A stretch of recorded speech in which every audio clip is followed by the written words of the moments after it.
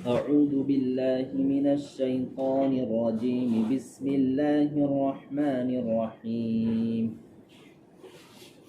يا أيها الذين آمنوا كتب عليكم الصيام كما كتب على الذين من قبلكم لعلكم تتقون أياما معدودات فمن كان منكم مريضا أو على سفر فعدة من أيام أخر وعلى الذين يطيقونه فدية طعام مسكين فمن تطوع خيرا فهو خير له وأن تصوموا خير لكم إن كنتم تعلمون.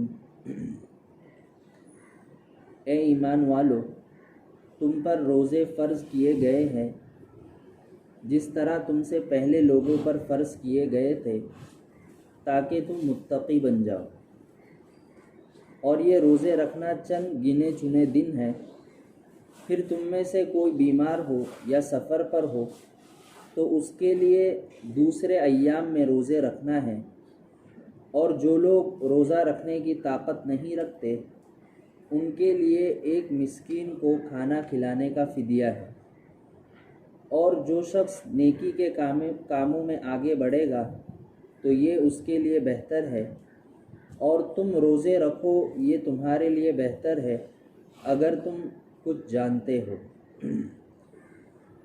اب اس آیت کے اندر اللہ رب العزت احکامات میں سے ایک حکم روزے کی فرضیت کو ذکر کر رہے ہیں کہ روزہ جو تھا یہ اس سے پہلی شریعتوں کے اندر بھی تھا، اور بلکہ پہلی شریعتوں میں اور مشکل طریقے سے جو ہے روزہ رکھنے کی فرضیت تھی.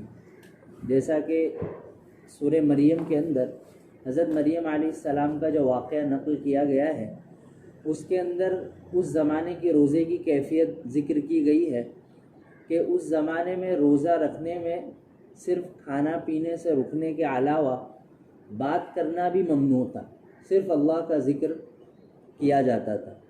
لیکن اللہ رب العزت نے اس شریعت کے اندر گنجائش رکھی اور بات کرنے کو اور کام کرنے کی اجازت دی، لیکن صرف کھانا پینا اور روزے کی حالت میں بیوی سے قریب ہونے کو منع فرمایا.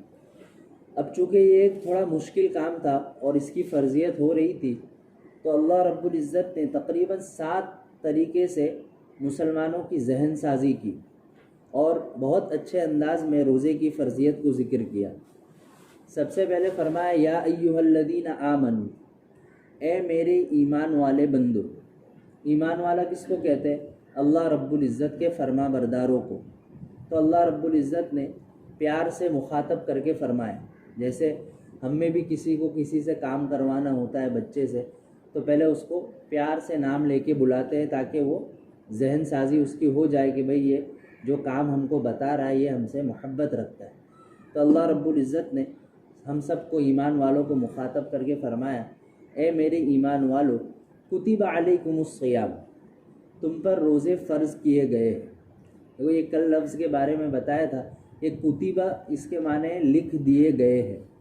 یعنی ہم نے تمہارے لیے جب ہم نے قلم کو حکم دیا کہ شریعت کو اور لوگوں کے احوال کو لکھو تو یہ بات لکھ دی گئی تھی کہ اس شریعت کے اوپر جو ہے روزہ فرض ہوگا. تو اللہ رب، جیسا کہ اللہ کے نبی صلی اللہ علیہ وسلم کی حدیث ہے جفت الاقلام بما لاقین، کہ ہم نے قلموں کو جو چیز لکھنے کا حکم دیا تھا انہوں نے لکھ دیا اور وہ باتیں سوکھ گئی. یعنی اللہ رب العزت نے جو حکم فرض کرنا تھا وہ اب طے ہو چکا، اس کے اندر کسی طریقے کی تبدیلی نہیں ہو سکتی. تو اللہ رب العزت نے فرمایا کہ یہ روزے تم پر فرض کیے گئے کما کتب علی الذین من قبلکم. اور تسلی کے لیے یہ بات بھی بیان کر دی کہ یہ مشکل کام صرف تمہارے لیے نہیں ہے بلکہ تم سے پہلے لوگوں کے اوپر بھی فرض کیے گئے تھے. اور گویا کہ ہمیں یہ بات کا حکم دیا کہ ہم معلوم کریں کہ ہم سے پہلی شریعت کے اندر یہ روزے کس طرح سے تھے. تو اس کی کیفیت جیسا کہ ذکر کی کہ اور مشکل طریقے سے جو تھے یہ روزے فرض تھے. ہم نے تمہارے لیے اس کو اور آسان کر کے فرض کیا گیا ہے. اور سب سے زیادہ روزے کی جو اہم وجہ کہ روزے کیوں فرض کیے گئے اس کو اللہ نے ذکر کیا لعلکم تتقون، تاکہ تم متقی بن جاؤ۔ یہ روزہ ایسی چیز ہے کہ آدمی کے اندر جو اللہ رب العزت نے ایک چیز رکھی ہے، جو چیز اس کو گناہوں پر ابھارتی ہے وہ ہے نفس۔ اگرچہ دو چیز ہے جو انسان کو گناہوں پر ابھارتی ہے، ایک ہے نفس اور ایک ہے شیطان، لیکن ہم دیکھیں کہ شیطان کو مجبور کرنے اور گناہوں پہ آمادہ کرنے اور اللہ کی نافرمانی پہ آمادہ کرنے والی چیز کیا تھی؟ خود اس کا نفس۔ تو شیطان سے بڑا جو انسان کو نقصان پہنچانے والی ذات ہے وہ ہے اس کا نفس، جو اللہ نے اس کے اندر رکھا ہے۔ تو اللہ رب العزت نے فرمایا کہ جب یہ روزہ آدمی رکھتا ہے تو نفس پر اتنا بوجھ ہوتا ہے کہ آدمی گناہوں سے رک جاتا ہے۔ اس لیے ہم نے بھی دیکھا ہوگا کہ جب آدمی دن بھر روزہ رکھتا ہے تو آخر میں خاص کر عصر سے مغرب کے درمیان اس کی ایسی کیفیت ہوتی ہے، نہ کسی سے بات کرنے کا جی کرتا ہے نہ کچھ، بلکہ بالکل آدمی تھک چکا ہوتا۔ تو اسی لیے اللہ رب العزت نے یہ چند ایام کے لیے روزے کو فرض کیا ہے تاکہ آدمی اپنی بقیہ زندگی میں بھی اسی طرح بچ کر جو ہے اور اطاعت کے ساتھ زندگی گزارے۔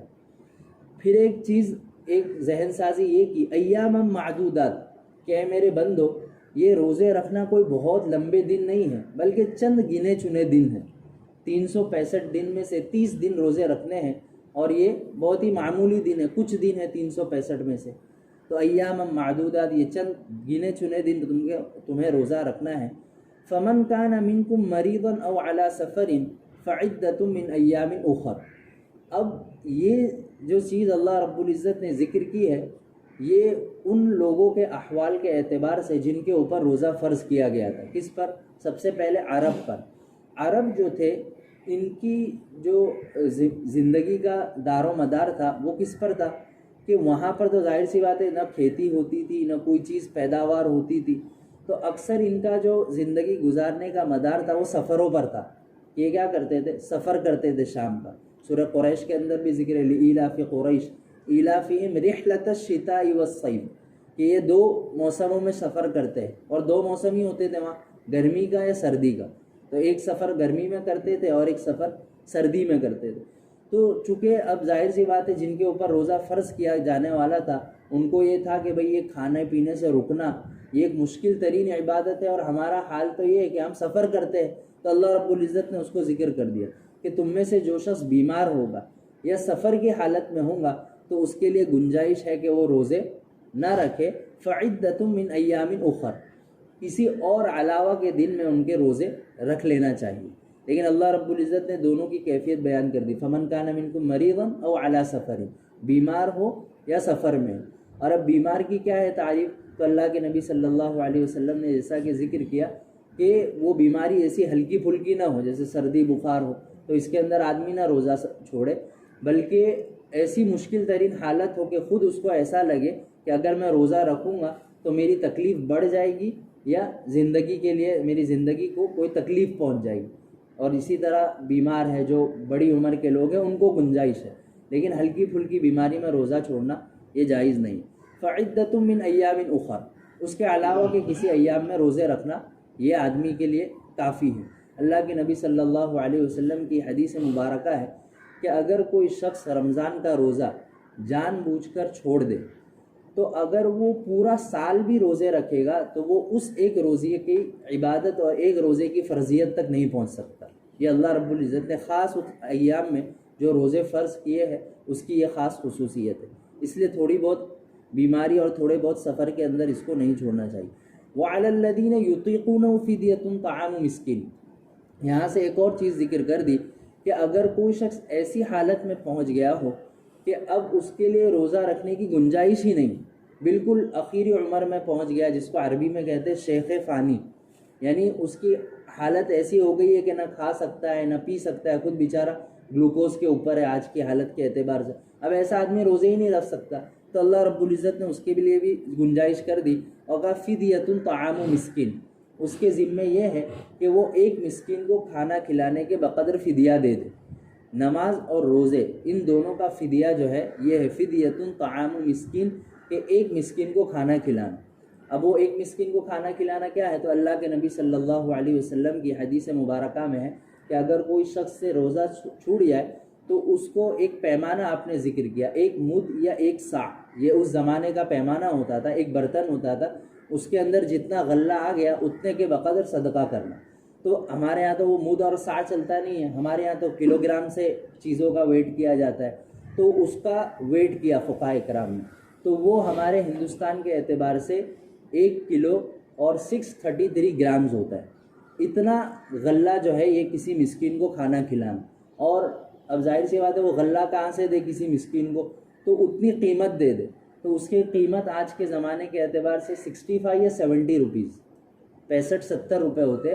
اگر کوئی آدمی مسکین کو ایک نماز اور ایک روزے کا فدیہ جو ہے اس کو 70 روپے، اور ایک اعتبار سے اب 70 روپے میں کیا ہوگا، تو 100 روپے پکڑ لیں کہ 100 روپے کے اعتبار سے ہم کو ایک روزے اور ایک نماز کا فدیہ دینا۔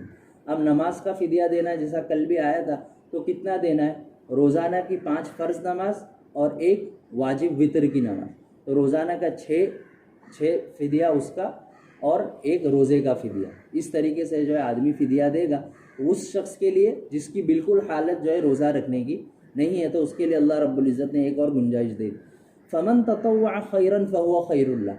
اللہ رب العزت فرما رہے، لیکن دیکھو کہ آدمی خود اللہ رب العزت فرما رہے بیماری کی حالت میں ہو، سفر کی حالت میں ہو، یا روزہ نہیں رکھ سکتا ہو، تو یہ اللہ رب العزت فرما رہے، لیکن ہمارے نزدیک پسندیدہ کیا ہے کہ جو شخص جتنا آگے بڑھے گا یہ اس کے لیے بہتر ہے۔ یعنی یہ اللہ رب العزت گویا کہ مسلمانوں کو ابار رہے کہ چھوٹی چھوٹی تکلیف کے اندر روزے کو نہ چھوڑا جائے، ایک فرضیت ہے، فہو خیر اللہ، ہم اس کو بہترین بدلہ دیں۔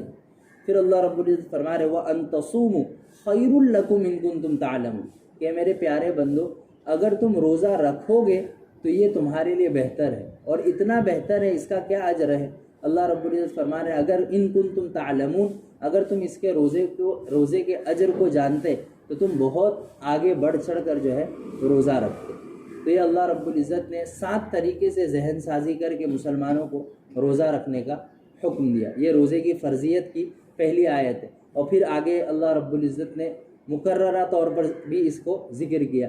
اصل میں قرآن کریم کے اندر دیکھو 2-3 طریقے کی آیت ہے، ایک تو ہے احکامات، یعنی جو چیزیں فرض ہو رہی ہے وہ چیزیں، اور ایک ہے تذکیر یعنی نصیحت کرنا، اور ایک ہے ترہیب یعنی ڈانٹنا، یہ ساری چیزیں۔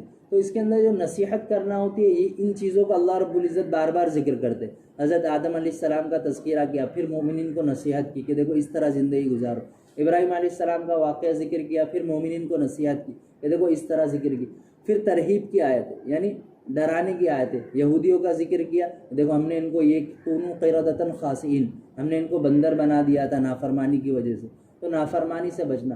ان چیزوں کا اللہ رب العزت مکررہ ذکر کرتے، لیکن جو احکامات ہوتے ہیں ان کو ایک مرتبہ ہی ذکر کرتے۔ لیکن روزہ ایک ایسی فرضیت ہے اور نماز کہ اللہ رب العزت نے ان فرض چیزوں کو بار بار قرآن کریم میں ذکر کیا، کیوں؟ اس کی فرضیت کا لیول بتانے کے لیے کہ یہ ہمارے ہاں کتنے اعلیٰ درجے کی عبادت ہے۔ تو انسان کو چاہیے کہ روزہ اور نماز کے اندر اللہ رب العزت کی نافرمانی اور احکامات کو توڑنے سے بچے۔ اللہ رب العزت ہم سب کو ان احکامات کو سمجھنے اور اس پر عمل کرنے کی